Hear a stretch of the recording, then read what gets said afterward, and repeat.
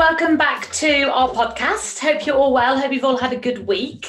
For those that missed episode 1 in season 2, which was released a couple of weeks ago, I'll give you a quick update as to the changes, because you'll have noticed there's been a few changes as we've gone into season 2.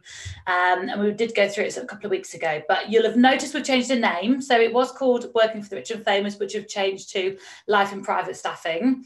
Not that the premise of the podcast has changed, but I was worried with the title Working for the Rich and Famous that we were gossiping about rich and famous people, and most of our clients aren't famous, and what even is rich? So we changed the title Life and Private Staffing, which does encompass everything that we do, and we talk about all different aspects of life when working in private staffing. So hopefully that just is a bit clearer really about what we're doing. You'll have also noticed we've done a complete rebrand, so the look and the feel of the podcast is a little bit different now moving forward. And you'll also have noticed that instead of releasing episodes every week, we're releasing them every 2 weeks. And that's mainly because we're now doing quite a lot of content surrounding each episode. So we want each episode to be as valuable as possible. And so by doing them every 2 weeks, we can then provide quite a lot of content surrounding each episode. So every 2 weeks, so as I say, episode 1 was 2 weeks ago, where we were talking just within our team here at Silver Swan to give you a bit of an insight into the market at the minute and what the sort of start of 2021 is looking like. So if you haven't yet listened to that, please go back and listen to that, because I think hopefully that would be useful for you. And I'm excited here to move into episode 2, and really excited to kick things off today with the lovely Rachel. And Rachel is definitely the most experienced of anybody we've ever had on the podcast. So what a way to kick off the new year. Bags more experience than I've got. So I've just got the gift of the gab. I just make it sound like I know loads of stuff. But in reality, I know a fraction of what Rachel knows. So really keen to chat more to Rachel about her experiences, how COVID's affected her, what her year 2021 is going to look like for her, and how the industry might move forward from here. So lots to discuss today. So welcome to the show, Rachel. How are you? I'm good, thanks. You just made me sound about 100 years old, though. Oh, sorry. I'm so experienced, but you can't be 20 and really experienced, can you? No. I've been in this industry coming up 28 years now. Yeah, that's amazing. Just a child when I started. Good for you, but that's a good thing about the industry, is it's sort of ageless, really. You know. Yeah, pretty much. You know, you can, up until a point, I'm sure once you get to your 80s, people won't want to employ you anymore. But up to a point, it's nice that the industry supports every step of your career. And as you get more experienced, it's not held against you in most households anyway, which is great.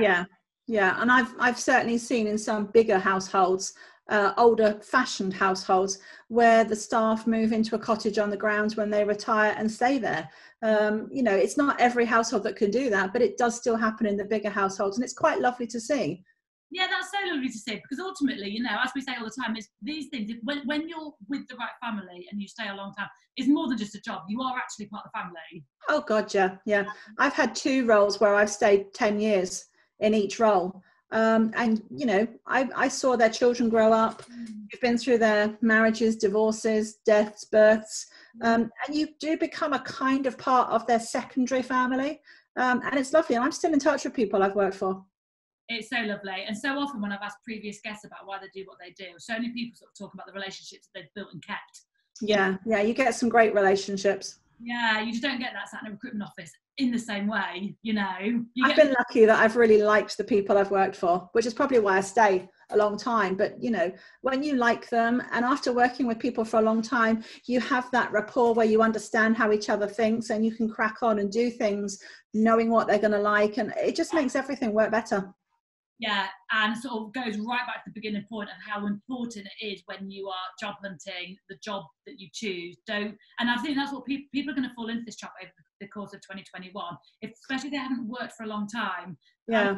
People to go into the year that desperate for work, they're just going to take whatever becomes available as quickly as possible. Yeah. And definitely picking up. The market will start picking up for us back in December, and you know, I think people are going to have more options than they think they're going to have. So it's still crucially important to be selective and think about what you're picking to do. It is so much about the personal fit. You're working inside somebody's house. You see them in their pajamas. You see them running to the bathroom. You see them maybe on their good days and their bad days.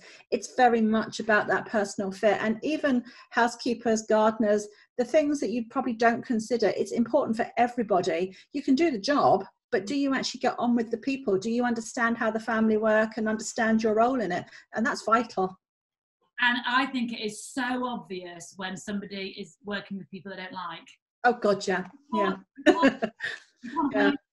And why would you want to? Again, I think I've said this before, like you would never live in a house you hate, you'd never stay with a partner you hate, yet the amount of people I meet that stay in jobs they hate is you spend more of your waking time at work. Exactly. Anything else, and you would never put up with it in any other part of your life. Yet so many people, I speak to people and they're like, oh, I really don't like my job. Well, that's such a shame. How long have you not liked it for? Well, it's ever. Well, how long have you been there for? Well, 10 years. Not you've hated your job for 10 years. Yeah, I couldn't do it.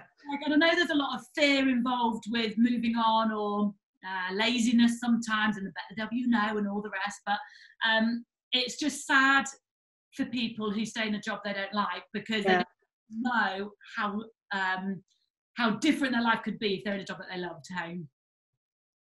And it's a shame, because when you get a job that you do like and you're with people you do like, it's such an amazing experience. And especially in this industry, because you have a very close working relationship with people, sometimes you're all living in. And so you're living together and working together. And when it works, it's absolutely amazing. And when it doesn't work, it's hell. Yeah. And it won't do anything for your career, because you're not going to progress. God, no. People won't want to. No, I'm all for a happy work life. Yeah, for sure. So 28 years. So where did it all start for you then? So take us right back to what you were for, and then how you got into it.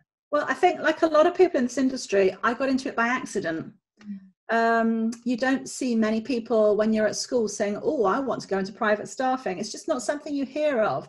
There's no college courses, there's no diplomas. So you don't hear about these things. I was working as a makeup artist, and I was working in London, and I was having a great time. I loved my life, and I thought this was it forever. I just started working for one of the big musicals in London. And then I met a man, fell in love. He had a hotel and a pub. And so I was then spending weekends helping him. And I thought, yeah, this is cool. I like being the host of the pub, and this is good fun. I enjoy this. But I was traveling back and forth days, into London, out of London. Then I was missing events with him because I was working late. Theatres aren't famous for finishing early. And so we decided we would do something together. And so we went for a job in Jersey. Our agent said, I've got this great job for a couple in Jersey. They wanted I think it was a chauffeur and a house manager. Yes, we can do that. So off we go for the interview. And it's an American-speaking couple. They're very pleasant. We meet them in a hotel in London. They offered us the job there and then on the spot. And then they talked about flights, and they were talking about New York. And we both said, excuse me, isn't the house in Jersey? She said, yes, New Jersey. Mm-hmm. So we kind of looked at each other, did that instant, okay, fine. And so we went to New Jersey and had an incredible time. You know what? That's so funny. Thank God it was New Jersey and not like the outback of some. And I'm thinking to myself, they're talking about places, and I'm thinking, Jersey's a lot bigger than I realised, because they go out to a beach house. How can they talk about swimming and having boats in the summer? Surely Jersey isn't that hot. I've never been to Jersey. Sorry to anybody that lives on Jersey. And then they mentioned helicopters. About getting around because it was so much quicker because the traffic. And I thought, wow, Jersey's got to be really, really populated. I was like, 21, 22, never been to Jersey. And I thought, gosh, I've really got to travel more because Jersey's obviously not at all how I imagined. So of course, New Jersey. Whole as well, when they say New Jersey, between the two, we very quickly got to play it super cool. Oh yes, that Jersey. Of course I knew that. I've always said to people, when you enter this industry, if somebody asks you something, just always stay calm and go, yes, sure. And then go away and Google it, Never say, oh God, I've got no idea. I've never done that before. You can do anything now with Google. So just go away and Google it. If it's somewhere you haven't heard of, a restaurant you don't know of, Yeah, definitely. We ended up working in New Jersey, Long Island, between the two, helicoptering from one to the other. It was amazing. It was amazing. Did they have any other staff there? Was it just the two of you? No, they had other staff. There was housekeepers and there was a maid and PA, and they were quite, considering how long ago it was, they were quite forward thinking in how they ran the household and how they wanted things done. It was a really good learning curve for me because I went in pretending I knew it all. And, you know, yes, that's fine. I've done this before. And I learned a lot. And they were a great family. I love that family, and we're still in touch. Well, I was just going to say, it must have not bothered them that you were brand new to the industry without even doing much 5-star stuff. They went on personality. They had a Mexican couple, and after that they'd had a Brazilian couple. And I think it got to the stage where they wanted somebody that was a little bit more articulate and a little bit more sort of independent. And so we met and we chatted, and like we always said, it was the personal fit. Yeah. And the best thing about being given these opportunities is you said you learned a lot. Like, of course you didn't know anything. Like, you learn in every job, but that one I really learned. Until you make it. But good for you. And you obviously both really enjoyed it. So how long were you there for? We were there for, it wasn't long, it was about 3 years. Unfortunately, the lady of the house was very, very ill. She had cancer. And so the job changed. I became in charge of her nursing care. I learned a lot about palliative care, cancer, morphine. I learned a lot of things that weren't very pleasant. And we were there right up until she died, and afterwards for the funeral. And then, you know, lifestyle changes. When you become a single person after a death, your lifestyle changes, downsize the houses. And so it was just time to move on, really. But it was very sad to go. To be fair, though, we talk about, you know, doing long stints with families, which is great. But actually, your first ever position, you're best off not doing a massive long stint because you've got so much to learn. And if you'd done 15 years with them, then you wouldn't have developed the way you had. So 3 years is a good amount, but allowing you to then go on to learn, you know. It was great to get that first role on your CV. 3 years was a good length. You know, and then you could come out of it feeling a lot more confident. And then I moved on working alone. My husband said, no, it's not for me. And he went back to doing what he does, what he loves. And that's fine. He needed to try it, you know, and fair play, we tried it. And if it's for you, great. If it's not for you, the best thing to do is to recognize that and do something else. Before it breaks you as a couple. Oh, yeah. No, that's not going to happen. But yeah. There'll be some couples, I think, that would be forcing that to work and to the detriment of their own personal, you know. To be honest, that's what's so difficult about couples. You always find with a couple that one of them is better at it than the other. One of them is more enthusiastic about it than the other. And that's why getting a good balanced couple is so difficult these days. I sit on the fence with couples, but when we speak to clients, there is very much a divide on people either only want a couple, yeah, or want a couple anywhere near them. We don't get any, we don't really mind if it's a couple or individuals. We don't never get that. People feel very strongly, and it all is dependent on their past experience. Yeah, previous experiences. This is why you get people that prefer certain sex staff. I only want a female butler, or I only want a butler from this country, or I only want a house manager from that country. You know, it all goes on previous experiences. A great experience makes you think I can only have that scenario again, whereas a bad experience will shy you away from a certain sex or nationality or culture, and you just go, I just don't ever want to try that again. It's a shame, but you know, that's what we are as humans. We're made up of our previous experiences. The absolute bane of our life as a recruiter, though, because it's difficult to try and educate a client that what they think they want. Like, everyone's human. They could have the amount of Filipino housekeeper requests we get is ridiculous. Yeah. And, like, you have had a good Filipino housekeeper. Yeah. There are bad Filipino housekeepers. Oh yeah. Nationality, like it's just, do you know what I mean? So my big bugbear is people that say, I want a house manager, so they must come from a 5-star hotel. And it drives me absolutely up the wall, because I know hotel managers from 5-star hotels that could do my job, and I know a lot that couldn't. And I've said to people, why has it got to be a hotel manager? Oh, we want that standard, we want that organization, we want that education. But this is a different industry. Your house is not a hotel. You don't want your house to be a hotel. You want it to be your house, but with an excellent house manager. But don't get me started on it, because it does drive me mental. Well, I agree, because staff that come, the only properties that where they like hotel staff is the massive ones. Palaces that have 700 staff in them, fine. Yeah. If anything, I think the complete opposite to what clients think, because if you get someone that works in a hotel, they can work as part of a very large team. Yes, but not independently. Housekeeper on their own, they don't know. Like, it's very hard. Clients that have it in their mind that they want hotel experience, it's very, very hard to sway them away from that, and it does absolutely make me crazy. Yeah, I completely agree. And so that was your sort of first 3 years. That was in America. Did you stay in America after that, or did you come back to the UK? We did take another job in America after that, but to be honest, after the lady's passing, I didn't realize how much that had affected me, and I found it quite hard to settle. The next job was for quite a difficult couple, and we only stayed a year. I think my husband had realized that, you know, it wasn't for him, and so things just didn't pan out. I didn't really want to be there. I wanted to be with the lady who was no longer around. He didn't really want to be doing that job. They were quite very difficult people, and so we just decided, no, enough's enough, and we came back to England, and then went off to a job in Norway. As you do.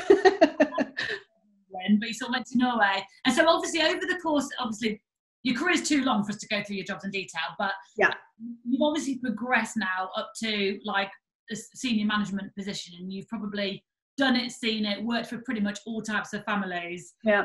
Give us a bit of an overview then as to how your roles have evolved, so how you sort of moved up, or what some of the things that you've done potentially. Oh, well, I suppose I started as house manager stroke housekeeper. I've always said that the titles are always very misleading, because since then I've been house manager, estate manager, property manager, business assistant, executive assistant, chief of staff. And you know what? You could have 10 titles for any role, because a lot of these jobs you find you're doing a bit of this and a bit of that. I'm a bit of a PA, and I'm a bit of a property manager, and I'm helping the client with their business. So I've always said the title really isn't important. And that's what I've probably learned over the time, that the title is really not a true description of the job. I probably say my previous boss used to call me his right-hand man. And that's what it is. I'm the right-hand man, or the right-hand person. I used to try and correct him. I am your right-hand person, because we do a bit of everything, from organize a funeral, organize a wedding. You know, there's everything involved. And the problem you've got with titling roles is you don't get good house managers, because these people don't do well, but you get house managers refusing to do housekeeping. Yeah, exactly. I love that one. Yeah, I'm too big for that. Yeah, sure you are. And ultimately, it is an all-encompassing role, because the house manager should be cleaning the toilet if they walk past and it's dirty, and exactly breakfast for the kids or whatever. Yeah. My husband gave me a brilliant example of this when he had a hotel. He said that when you go out into the hallway and there's a crumpled up cigarette packet on the floor, the bar staff will walk past it. The manager will see it, and he will go and find somebody else. It's the owner that comes through the door that picks it up. And that's very much the case, I find, of a house manager, a good house manager. You know, if you see something needs doing, you do it. And then you find out whose job it was and why it wasn't done. But the important thing is to get the job done.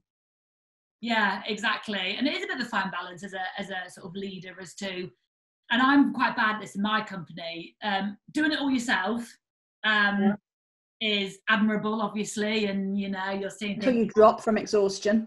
And not being able to delegate is actually not a very good trait of a leader, and you're not giving your team much of an opportunity to be noticing things from themselves and doing it. So I think there's a lot to be learned from knowing what to delegate. You know, some things can be delegated, and they should be. Other things should be just dealt with quickly and efficiently. And you know, it's knowing the difference between the two, and I think that just comes with experience. Yeah, exactly. And the concept of coaching there as well, where it's, rather than, this is my problem, I'd easily go into a room and say, that's wrong, needs to be done, rather than, can you go in the room and have another look and really think about what's not been done, and so you get them to... Yeah. I try saying to people, I can see 3 things wrong with this room. What can you see? They'll come out with 10 things. Yeah. It might not be the 3 things that you saw, but it's interesting to see what they come out with, and that's what was quite insightful. Yeah, that's really useful. Don't give the answers too soon. Exactly, and that's a difficult thing for a lot of people, I think, because it's the quickest option, but you're not helping the team member develop at all. There has to be training, and there has to be training all the time. Nobody can ever say their house is perfect, their staff are perfect, and they don't need any improvement, because there's always something you can improve on. And that's what you have to do. You have to set yourself goals on what can we improve today. And I've quite often said to staff in meetings, what can we improve either today or this week? Because you will think you did brilliantly last week. I think you did brilliantly, but are we perfect? No. So what can we improve on? And they will come forward with things that maybe you haven't thought of again. And that's why it's good to get staff feedback. Yeah, really good. I try and involve them in as much as possible in decision making. I try and involve them. I have the ultimate say, because the responsibility always lands firmly on my shoulders. But to get their input and to recognize that we are going to work as a team, and your input is listened to, even if sometimes it's way off the mark or not correct, it's still listened to. Yeah, and like it's so much easier to implement change when they think they've thought of the change. Yeah. Their idea and they're leading it. That's so much more powerful. Also, don't underestimate the power of marginal gains. So like, I think about this a lot. You have to work with staff rather than against them. 100%. You don't want them to be doing it because you told them to do it. You want them to be doing it because they want to do it, and because they understand why it needs to be done. Yeah, exactly. And the whole marginal gain concept's great. The whole sort of like, what can we improve just by 1%? And that's how sportsmen do it. So if an athlete is trying to, I don't know, get 5 seconds off their time, they don't try and get 5 seconds. They try and get a fifth of a second first. Yeah, exactly. So you don't need to be making drastic, big major changes on a weekly basis. We're talking minuscule little adjustments and changes, and over the course of the year, you're going to have a better run house without it being a huge, great, big, conscious, major change, you know? Yeah, and I find that when people are thinking about how could we improve something, how can my performance be improved, what would my boss notice that would make him happy, they have more pride in their work. And I've always worked well with teams of staff, and I tend to keep my staff. I don't run a household where we're constantly hiring and firing and staff are coming and going. I have staff that stay with me for the distance. So I think that kind of speaks for itself, that what we're doing is working. And like I said, you can always take the standards higher and higher and everything. There is no ceiling point. And also, as well, the managers that don't listen to their staff are never going to improve, because only so much one manager knows. It's the influence of the people around you that help you learn. Totally. So, and every household's different. Yeah, you know, this is not a business where you can say, well, this worked in my last household and the one before that, so we're just going to do it again and not change anything. The family's different, the household is different, the country's different, the way the household works, everything's different. You really have to look at it with open, fresh eyes and say, what would work here? Yeah. Have you always stuck with a similar feel of home, or have you worked from the two extremes of incredibly formal homes and incredibly relaxed homes? Yeah, I have. I would say I've done a bit of every home, formal, informal, and totally crazy. Yeah. You know, when you go from country to country, that changes too. The sort of thing that we would do in a formal home in London is not going to work in a ski chalet in Switzerland and on a winery in Cape Town and a beach house in the Bahamas. You know, the same thing is not going to travel and work the same in every house. So when you have a family that have maybe multiple properties around the world and you're managing them all, the way you lay the table in London is going to be different to what you do on the outside table in the patio in the Bahamas. So you have to adapt, you have to be flexible, and I think that's a big part of this job, being very, very flexible. Yeah. So you obviously have been responsible for recruitment within the homes for a long time. Oh yeah. There's going to be a lot of people listening to this who have had dismal 2020, been out of work for a while, definitely positive job hunting at the minute. What is it you look for when you're employing new staff? Experience. Experience, longevity, flexibility, and a willingness to learn. If it was, say you were recruiting a junior house member and a recruiter said to you, just meet this person, would you know how you were given that chance? Would you consider somebody fairly new to the industry if they were amazing in an interview? I think if their enthusiasm is there, because it's very hard to get your first experience. We all say to people, you know, at every job, now you've been training for years, you're qualified, go out and get your first experience. And it doesn't matter what field or industry you're in, getting that first experience can be sometimes impossible. And this is no different. People normally come to this from a hotel route maybe, or from a cruise ship type route, hospitality, and then They say, well, I've got a great CV. I've been in this hotel, that hotel, but every recruiter wants me to get family experience. So it's very, very difficult to get that first experience. It was easier back then when I was young, and we could say, yes, I'm eager. And so I would look at people that were enthusiastic and eager. I think I'm quite a good judge of character. And in hiring staff, I have very, very rarely been wrong, drastically wrong. I would say you've got to look at people, look at what they've done. You can normally look at a CV and read between the lines, and then when you meet them and you can see the person, feel the personality, and personality is a lot of this job. I think that all the time, and I've said this a few times before when I sort of talk on LinkedIn and stuff, don't worry. A lot of people right now are going to be worried, especially the junior people, because they're going to be aware that they are without work, but they are up against people with lots of experience without work. So what was already a difficult job, what was already a difficult thing to get their first job, is even more difficult now when it's so competitive and they're up against people that are experienced. But some of the relationship that you have with the people around you, and the contacts you have, and the relationship you have with recruiters, and the way you come across in interview can go a long way. Yeah, and very much so. My best candidates aren't my most experienced candidates. They are the people that I work the best with. Yes. I think recruiters will help those that they think are going to be the best fit. So if you haven't got the experience, be the best fit, be the most enthusiastic, be dedicated, be flexible, and be willing to learn, and make sure those things come across in an interview, that you're willing to learn.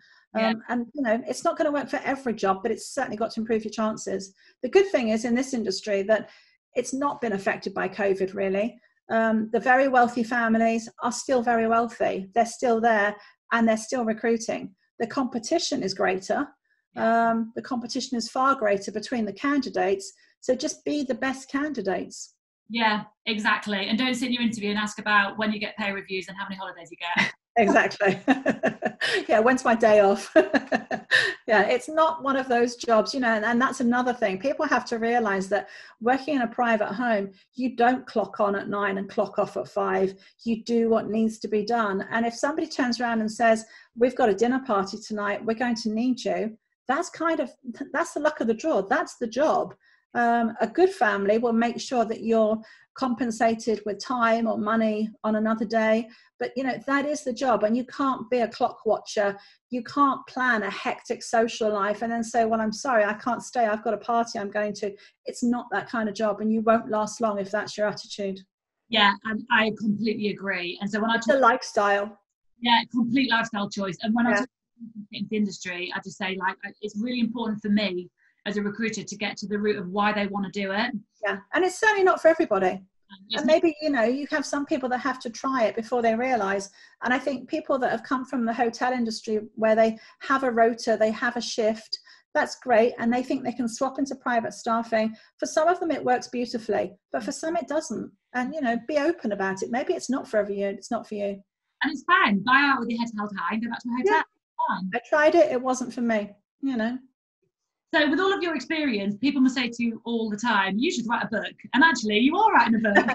Well, that was the beauty of COVID. I have been thinking about it for a while, and I have been asked about it many times. And people say to you, gosh, you should write a book. Nobody will believe the things you've seen. And yeah, that's true. But we can't sit and do a tell-all book about all the people I've worked for. I'd be run out of town. But what I have decided is I've started writing a book on the private staffing industry. And what it's really like. And this isn't an expose of the families I've worked for by any means. It's more about what the attitude is that you need to be successful, the skills that you need, how to get into the industry, how to interview, what to expect when you work for a family, and how it's different from maybe any other job you've had. Because I think until you've done it, you don't realize how it is different. Not many people will bump into their boss while he's still in his pajamas. And you have to have a certain mindset. You have to be prepared for things. If your boss and his wife are having a bit of a domestic, how to handle it, what to do, and what not to do most of the time. And then I had families saying, well, we wish we'd had a manual when we employed staff because we didn't know what to do. So we're actually making this a double-ended book. So if you're a candidate, you'll start from the front cover and read about how to be the perfect private staffer. If you're a family, you flip the book over and start from the back and read about what it's like having staff in your home, because a lot of people aren't prepared for it. And they don't accept or realize that they're going to lose a certain amount of their privacy. You know, your staff are in your home. There's no secrets from your staff. They know everything about you and your lifestyle because they're there in your home. They see everything. So have you thought about that? And are you prepared for that?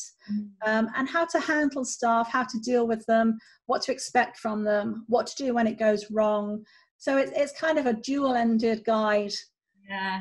So we'll see. I'm about 2/3 of the way through writing at the moment, and it's been quite an eye-opener to myself when I realised some of the things I've picked up along the way. Yeah, I bet, when you start putting it down on paper. And like, what a lovely thing. I don't think much is out there. That's the whole sort of purpose of this podcast. No, and it's very hard to find out much about this industry. That's the other thing. No one sort of writes or talks much about it. And that's the whole purpose we started the podcast. It was purely to help, just to give people just a little bit of an insight into life, careers, opportunities for them within the sector. And I think the problem is a lot of people have watched Downton Abbey and thought that's what it's like. Well, that is what it was like then, but it's 2020. It's not what it's like now. On the flip side, they assume they're going to just be like swanning around, getting in VIP, flying private, hanging out. Yes. A lot of people get into the industry because they think that they will get incredible perks and you know, they'll be walking around with a Louis Vuitton handbag within 3 weeks. And yeah, your boss has the money. You don't. You work for them. The other good thing with the book, I don't know if, well, it obviously you're a candidate, if you like, and have been all your life. So you're probably going to write from a candidate point of view, but it'd be a nice opportunity, not only a lovely opportunity to talk to clients about what to expect and how to deal with certain situations, but also a nice opportunity to educate clients a little bit, because a lot of the clients in the past, because they don't know much about it, they therefore treat staff differently than they should, perhaps. And it might be a nice way for them to be like, okay, they are humans, and you know, I have chosen them to be here.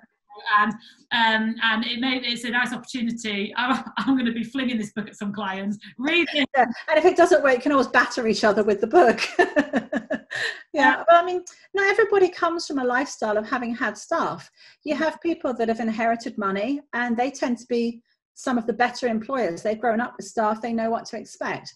But then you've got right the other end of the spectrum, people that have made money very quickly, and even down to a lottery winner. I did help a lottery winner set up their staffing and wrote them a house manual on how to deal with the house and what to do. And, you know, not everybody comes from money, but they may need staff at one stage of their life. And if you can sort of start off with maybe an open mind and a few common sense pointers as to how this is going to go. And then I've got people that phone me and say, okay, we've now expanded. We only had 3 staff. Now we've got 12. It's such a difference. How should I change the way things are going? And we'll talk about how to adapt it and how to change things up now that your household's got busier and bigger. It happens. Things change. Change isn't a bad thing. No. And I think the key to most households is you need a good manager, because they don't want to be managing. They don't want to be involved. No. They don't know how to. Like, it's a skill. Like, managers take years to learn these skills. So how should the family expect to know how to do it? You know. Exactly. But you see, the problem, one of the big problems in this industry is that people think that being a house manager is dead easy. You just need a bit of common sense. Anybody can do it. And when people say that to me, I always say, well, that's because you've not seen a good house manager. If you'd seen a good house manager and everything they're capable of, you wouldn't say that. But, you know, it's like most things. People think, oh, I could do that. That's easy. Maybe you could, but do you know exactly everything that's involved? Because if I was to write down the things I do, we could fill pages and pages and pages. You don't do all of them every day, but you need to know how to do all of them. And, you know, it does add up. Also, the sign of a good manager is when nothing goes wrong. And so people see this like smooth, easy thing. Exactly. And then they think it's an easy job and you're not really doing much. Yeah, that's a bad house manager that's not doing much. See is all the fires you're fighting behind the scene, and the fact that you're a good manager, so you're able to hide all of this, and the only thing that's is the seamless service. But in reality, God, it's a shit show out the back. Do you know what I mean? It's yeah. The family shouldn't know what's going on behind the scenes. They should just know that my shirt's arrived, my bed's made, my food's arrived, the garden looks nice, and it all looks beautiful. They shouldn't know that, you know, maybe the kitchen's on fire, so it's salads only for lunch. And yeah, we've had that happen. Mad, isn't it? So when are you hoping to have the book finished? Hopefully the publishing date's March, which frightens the life out of me because I don't know, Christmas is here and I kind of hit a stalemate. I think I've got writer's block over Christmas. So I've actually put it to sleep. I'm going to leave it until the new year and then pick up. I need some thinking time on bits to do next on it. So I've got about, I think, 60,000 words down. So we're about, I reckon, 2/3 done. Surely, well, I've never written a book, but I would have thought the first chunk must be the hardest. And then the first chunk's the easiest. It rolls off because you've got so much to say. And then you get to the stage where you have to start tapering it in a certain direction and making sure that it's useful and it's not just waffle. And I can do waffle. I can do waffle. Good for you. Well, I'll definitely keep an eye out for it. And we'll definitely, once it is available, we will happily share. Thanks. I will certainly let you know. Yeah, so it's ready. And I think that's why I think this podcast has been doing ever so well. Like, I didn't know how this podcast was going to go, whether people would be interested or not, and everybody is. And I think it's because there isn't much out there. So if there is, exactly, it's this mystery industry, isn't it? And those that don't know much about it will be intrigued, and those that are already in the industry will be intrigued. So yeah, I think it'll do really well, I think. So good. I mean, there has to be a sense of privacy because obviously when you're talking about families that have a lot of money, have a lot of wealth and all the trappings that go with that, their security and their privacy have to be absolutely top priority. So that's, I think, why it's become this secret industry. But it shouldn't be secret on what you need to do and how to get into the industry. Yeah. That part of it needs to be a little bit more open and easily understood. Yeah, because I think what's happened in the past is people think it's a super secret, confidential industry. Parts of it are, but there is definitely an element where candidates should be coming together and share and work together and network, and because otherwise it's a super isolating place to work. Yes, it can be a lonely place. You're in a small household, and there's like you and a housekeeper, like that can be really lonely. So there is an element of the industry that I think should be a little bit more open than it currently is. So, yeah, definitely. Definitely. And hopefully, you know, lockdown has done that because people have been talking online to each other more. There's been more groups set up where people are talking to each other from different households, and they're not talking about their boss and about the household, just saying my day's been great today, or my day hasn't been so great, or what would you do in this situation? And, you know, that's good that they've got that support. I always feel for the housekeepers that are stuck on more remote properties that are maybe just weekend properties, and they have to be there and they're on their own. You know, that's a tough one. That's a very tough role to do for a period of time and be happy. Yeah, exactly. Yeah, for sure. So what did 2020 look like for you? So how were you affected by COVID? Did it affect your work? It did. It did, because I had just finished a temp role. I finished a long-term role of about 11 years, took on a short-term temp role. That finished in March as COVID was just really kicking in. And so I started doing things remotely for a couple of previous employers. Then I started writing a COVID manual for their households. That kind of took off and I got requests for it pretty much worldwide. So I spent a lot of time FaceTiming families in different countries, talking them through COVID manuals, COVID procedures. I've always written household manuals for every house I've worked in. And so I started doing a household manual for another family that I don't work for. So I've kind of become the manuals person. And now I'm getting requests from people for household manuals, staffing manuals, COVID manuals. So I've been busy doing that, which has been fascinating. And all from the comfort of my own home in my pajamas a lot of the time. It's different, obviously. It's nice to be using your skills that you've gained over the years and contributing back to the sector, but in a different sort of, different. Yeah, it was nice to feel that I was still in touch. Yeah. I didn't feel that I was locked away, not part of my industry. So that was really nice that I was in touch. And I've been able to really, really help some people. I've spent the last week talking to a guy in India who's managing quite a large property with staff that have never had a manager before. And we've had fascinating conversations about how to really start with the basics and train people from the beginning. And it's a while since I've done that from the very early stages where people don't know what to do. And that's been interesting. and obviously how to adapt COVID procedures for their climate and culture. And yeah, it's been quite interesting, and a variety, which I love. That's why I'm in the industry, because I love the variety. It sounds like you must have been quite heavily involved, but also really enjoyed the training side of things over your career, because this is I do like the training side. I think I'm a nurturer. I like mentoring people, and so I like to see them progress. And I didn't ever realize that until the last couple of years, when I've realized I think I'm probably a bit of a mother hen. I like to see people do well, and so if I can help them and train them, and then they're happy in their job, I get a kick out of that. Yeah, that's lovely. And I think a lot of households need that, and I think especially households where you've got younger staff, I think they I might try this as my new job title, Rachel Mother Hen. Yeah, honestly, I think it's better than house manager or estate manager. I will be your mother hen. This could be a whole new role I've created. I did have ostrich wrangler on one CV. One of my bosses wanted me to set up an ostrich farm, which I did. And I can now catch and pull down an ostrich with help, which is quite a skill. You have to learn it quite gently because they can kick. So I have had ostrich wrangler on my CV, and I think I'm going to add mother hen. Yeah, I agree. I think you should. You could have just used that story in the next section I was going to ask you about. I was going to ask you, we don't disclose what we see at work and what goes on behind closed doors, but there are always scenarios that happen where your mates would be like, you do not hear of that in the normal world. And what's the most bizarre thing you've ever seen at work? You could have easily have said, well, I set up an ostrich farm, which is mad. Oh yeah, I was taught to use a semi-automatic weapon, and I can bring down an ostrich. Not at the same time, that's not how you bring down the ostrich.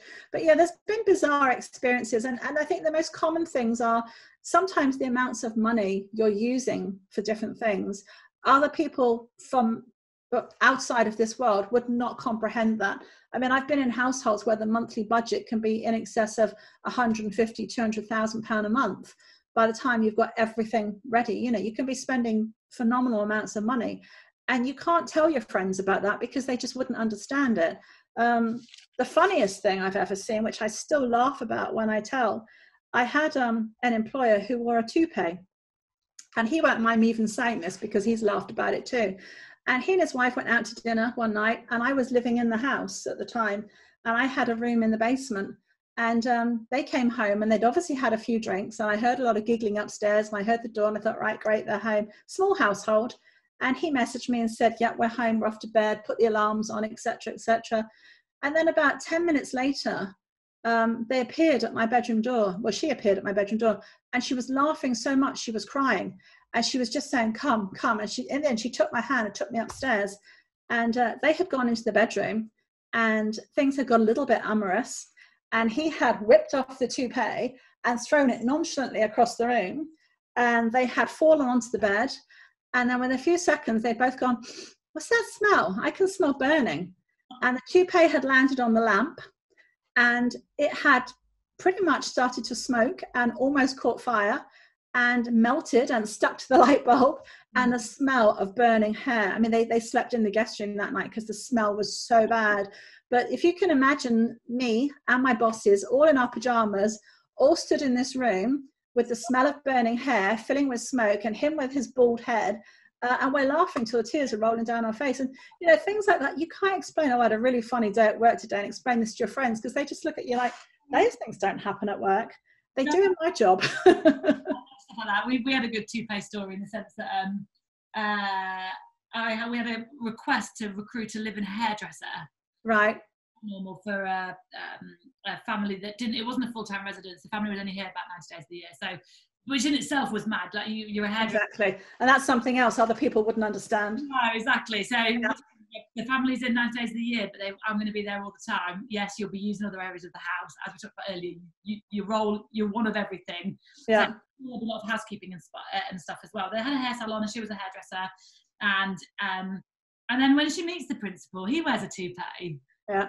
Like, so not only am I a hairdresser 90 days of the year, he has but it's 365 days a year, because he'll be posting you his hair from different countries around the world and getting it updated. Yeah.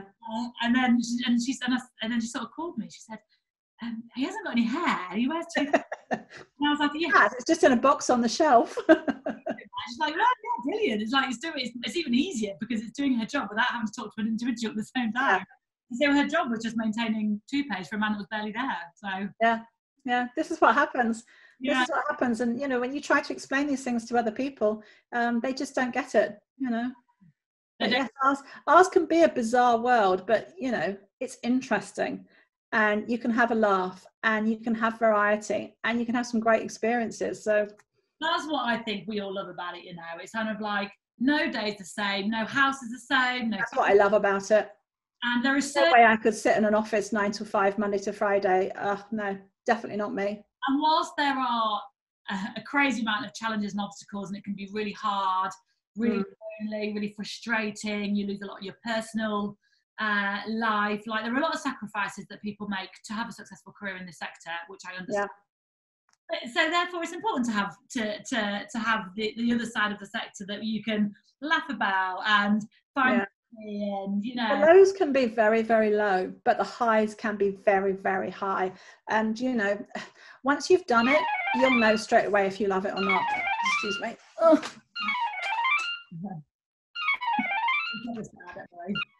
You get it if you need. All right, now. Fine, we'll cut that bit out. Okay, sorry about that. Right, but yeah, exactly. The highs and the highs, like the highs and why we love our job. You go home buzzing, and the lows can be really low. But I think being on your own is something that people don't take into account. You know, it can be a very lonely industry, and that's from all levels, from the top to the bottom. And if you're living in a remote property, and maybe you don't drive and you're on the property 7 days a week, it can be very lonely. And I think that's something that a lot of new people just don't realize coming into this industry, how maybe enclosed they might feel. Yeah. Especially for younger people. Yeah, and especially if they have hospitality experience, but more from restaurant, hotel environments, because they're incredibly social, large teams, finish work, go for drinks, all the rest. They from that to the private sector, which a lot of people do. And we've said before that for some it's perfect and for some it's not. And I think for those that's not, I think they don't realise the scale of change. Yes. Yes. You know, it's not like any other job in the world, for sure. And even each individual job is different. The difference between properties and employers is massive. It's almost like starting again. Because although you know your job and you know really what you're doing, it's going to change so much from household to household that you kind of don't know what to expect to a certain extent. So you have to be open to everything. But again, that's something I love about it. Yeah, me too. Exactly. I never get bored with my job. No, and that's the thing, you never will, because you'll never work. Every job you go to is going to be so different. So that's the stuff. I've met some amazing people. I've met some fabulous people and had some fabulous experiences, and I wouldn't have got that working in any other industry. It's great, isn't it? It's just, I think it's for the people. Everybody that works in this industry are just such people. Yes, you know, and we crave that human interaction, and we all working closely with other people, and that's what we thrive off. So if you don't like people, this is not the job for you. No, and you have to also, I think you have to know a lot about yourself. You have to be quite confident in yourself and know how you cope with situations. And that's something I've learned over time, that it's a job where you give a lot of yourself. And if you don't want to do that, if you're a very private person or a shy person, you might find that you don't ever feel comfortable. You'll feel like you're not included because you'll be in the peripheral all the time. You have to know how to be included, but not think you're part of the family. And a lot of people struggle with that. People think, I'm part of this person's family because I see them sat down having breakfast together. I'm part of the family.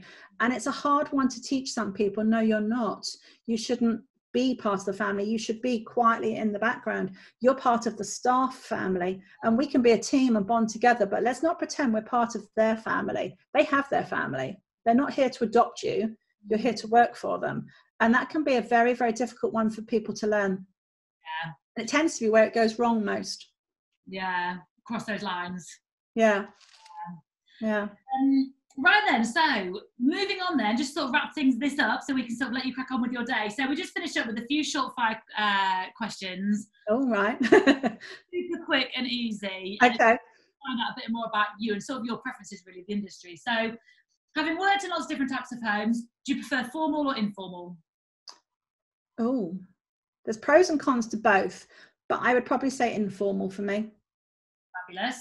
Have you generally lived in or lived out most? Oh, that's a 50-50. I've done both. Yep. Yeah, I've done both. And I would say it's been a pretty 50-50 mix of both. And has that worked okay with your husband? Has he been living with you? Yeah, I think he quite enjoys it when I'm away. He has peace and quiet. You know, it wouldn't work for every couple, but we've made it work for us. And I, you know, got pregnant after we got married, and we had a daughter, and she's now 20 and is off doing her own thing. So I've managed to do my work and raise my child successfully, I think. It can be done. Yeah, well, that's a good thing to have mentioned, because I think a lot of people I speak to have their lives have run away with them before they know it. They're in their early 40s and they've missed the children boat, and they've probably felt that their job didn't have room for it, but the right job will have room for it. Yeah, I mean, certainly for her life, and I think for all of her life, with very few exceptions, I've been live out, so I've been at home. When she was older and she was a teenager, I would quite often have to live in for maybe a week or a month in a property in maybe another location, another country. Normally, when you're going ahead of your principals to get houses set up, or you're going to be with them for a special occasion, a wedding or something, you're there and you're living. So there's certainly been periods in her life when I've been away from home, but probably no more so than anybody doing any other job, really. Yeah, fair. Everybody sort of does that, don't they? So, do you have you preferred working with families that have had children in the home or without children in the home? I've done both. Wow, this is a real difficult one, because I've had families where the children have been delightful and I've been with them from an early age and I've seen them grow up, and that's great. And then I've had families that have had older children that have maybe been born into a family with money, have been quite spoiled, and then have quite a few issues. People that get to their early 20s that have never had to work, had a lot of money thrown at them, they can have very dysfunctional lives, and that can be a challenge because they are still your boss's children, and so they can be very, very difficult. So I can't say if I prefer one or the other, just that, again, every family is different, and each one brings a different set of challenges that you have to face. Yeah, I suppose we speak to some candidates that actively avoid families with kids because they're kind of like the quieter environment, and other people are completely opposite and love the big buzz of a house full of kids. Yeah. I like having a busy household with a lot going on, and so I wouldn't shy away from children. But some of the families that, you know, maybe they've prioritized the wrong things with their kids, it can certainly bring a different set of challenges. Yeah. But, you know, that's what you're there for, is to face challenges. How's the good kids good? How's the shit kids bad? Exactly. What's your biggest challenge? Oh God, my biggest challenge. Or frustration, or what's something that you don't like? Role? I don't know. There's not much I don't like. I suppose the biggest frustration I get is that we're seeing more and more families who just aren't nice people. And I say that with caution, because I've loved a lot of the people I've worked for. But you do get these families now that they want to just hire and fire staff all the time. They don't really know what they want. They're very difficult, very demanding. You know, when you're paying the bill, you're allowed to be demanding. You're allowed to want difficult things, but you're not allowed to just be downright rude and unpleasant just for the sake of entertaining your day and filling your hours. And sadly, there seems to be more and more families like that now. You know, and everybody knows the families to avoid. They're blacklisted by agencies. The staff will know the names and go, don't go there. It's a revolving door. And we talk about red flags. And, you know, I went to the interview and there were so many red flags, I walked away from the job. And I've certainly done that quite often, walked away from jobs where you suddenly find out, these people have been through 100 staff in the last 3 months, and you're not going to be happy there. No one's going to be happy there. And that sadly is something that does seem to be on the increase. Well, we definitely found this especially over the course of 2020 as an agent. So the amount of inquiries we've had through the website from families saying, looking for a housekeeper, here's a job description, send me CVs. we'll go back saying, yeah, we can definitely help you. When are you free to chat? Oh no, I haven't got time to talk to you. Send me CVs. If I like what I see, we'll talk about your terms. Yeah, big red flag. Like, what agent would waste their time on that? It's like, you expect me, firstly, try and find you the perfect staff when I've never even spoke to you. And then my candidates that we've never even spoke to the client. That's because they don't understand what the job is like. And I think that's why it goes wrong for them again and again. We're not looking for somebody to pack boxes in a line on a factory. We're looking for somebody to have a personal relationship within your home. And they don't think it's a personal relationship, but the person ironing your pants and putting your underwear along has quite a personal relationship with you, whether you're aware of it or not. They know every detail about you. And so, you know, you have to have that a little bit of a, I don't know, you can't really call it a bond, but you have to have that little bit of an understanding that I know you're looking after me, my family. And so you have to have that little bit of a two-way understanding. And as we said before, personality is so key. So what's the point of me sending you a piece of paper that might have the experience you're looking for when they could be the complete wrong fit for you? Yeah. You would rather somebody was totally honest and said, we don't know what we're looking for, but this is what we need the person to do. And then you can guide them. But to just say, no, just send me the CVs and then we'll decide. That's somebody that does not know how to choose the right staff, and they'll have a revolving door of staff in that house forevermore. And it's just stupid. And so we pretty much only work on an exclusive basis with our clients. And if the client agents, you use 6 agents. You don't need us. I'm not going to waste my candidates' time, because if I'm up against 6 agents, we won't prioritise it. My candidates won't be a priority to them. The candidate back. It'll be a complete waste of my candidate's time. Yeah, it's never going to be a good fit. Nobody's going to stay long. No, exactly. And so we at least, even if not exclusives, we at least ensure that we have a good relationship with the people that we recruit for. The only way that's going to be successful for anybody. So, and also, if a candidate can see the same job with 6 agents, it puts them off. It's a deterrent. Yeah. It's not attractive to a candidate who can clearly see you've got a ton of agents working on this. Yeah, and nobody wants a CV where they've been 6 months or a year in 10 different properties. Yeah, you know, that's not a good CV. And if that's what your CV looks like, you have to really ask yourself a big question and say, is this the industry for me? Have I just been unlucky and chosen the wrong houses, or is it me? And then and also with that, I put a lot of blame on these like crappy families that will just email us for CVs. They have ability as an employer, and I think they're doing a really unfair thing by randomly picking a CV to hire, knowing it's unlikely going to work. So the poor candidate going into this new job, and then they're never going to last. So I do think employers have a responsibility to. And that's the point of the book. You know, employers have to realize this is a responsibility. You're not employing somebody to work in your office. You're employing somebody to come to your home. Maybe they're going to be living in your home, but they're going to be committing to you. And so you've got to be a certain percentage committed to employing them and understanding what's involved. And I don't know why we're getting more and more bad families, but it is something that's on the increase. Maybe as the world turns, families are creating more money, and so more people are becoming into the situation where they go, oh, I need staff. But you've really got to question whether you want staff, because needing them and wanting them are 2 different things. And there's plenty of people that need staff and then resent the fact that they've got staff wandering around their homes. And if you resent your staff being in your home, you're never going to have a good relationship. No, I just think there's a younger generation of ultra high net worths that have some PA who's not very good, who then is a bad, and then it's often the PA. It's often the PA we deal with. The PA is like, oh no, I've got too many people, and it's like so it's often a bad PA that's working, and maybe. I think the trouble is a lot of people become a private PA without really understanding the role. Yeah. You know, not everybody can be a private PA. You've got to understand who you're actually working for, and you're there to work for the family and to make sure their life's smoother. But you're also there to kind of keep an eye on other things in the home and check that that's running smoothly too. Yeah, completely. Well, that wasn't a very quick fire question, because I wanted to delve more into that, because that was a long question. Finally, then, what's the main reason you do what you do? What's it for you? I love it. I don't think there's any other job where I would get this feeling of satisfaction. I throw myself into each role 110%. I get very involved in what I'm doing.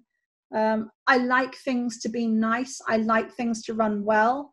And I get a lot of satisfaction out of my job. And I just can't see that happening in any other industry. For years and years, I wanted to be a lawyer. I was going to be a criminal lawyer. Then my parents got divorced. Back in the day, you couldn't afford to go to university when your parents were divorced. So I did a complete, 360 and changed and went down a creative role instead, which I loved. I loved being a makeup artist, and I still dabble and do bits and pieces now. But I don't get the satisfaction out of that I get out of my job, and I don't think I would. You find it by accident. The things you love, you find by accident, I think, on the whole. And I found this by accident, and I love it, and it suits me. It suits my personality and my level of OCD on how I like things perfect. And it's just a good fit. Yeah, good for you. And I think that's such a common sort of like theme throughout those that have had successful careers. The key common denominator is the pure passion. Yeah. Between, and you can see it a mile off. Oh my God, you can literally see it a mile off. And those that are truly passionate about what they do will have a successful career in the industry. I've always been passionate about this industry since I discovered it. And the passion has grown as I've discovered and learned more about the industry. And I don't really see that ever changing. Good for you. Well, what a lovely note to end on. What a lovely note. Thank you so much for joining and kicking You're off. welcome. When this comes out, we will link to Rachel on LinkedIn. So anybody that listens to this and would like to reach out to Rachel, whether you would like help, whether you have a job opportunity, whether you would want a manual, whether you want her book, you are able to connect with Rachel directly when this comes out. So please do that. And in the meantime, thank you very much. Please join us again next week. We have some fabulous new guests lined up.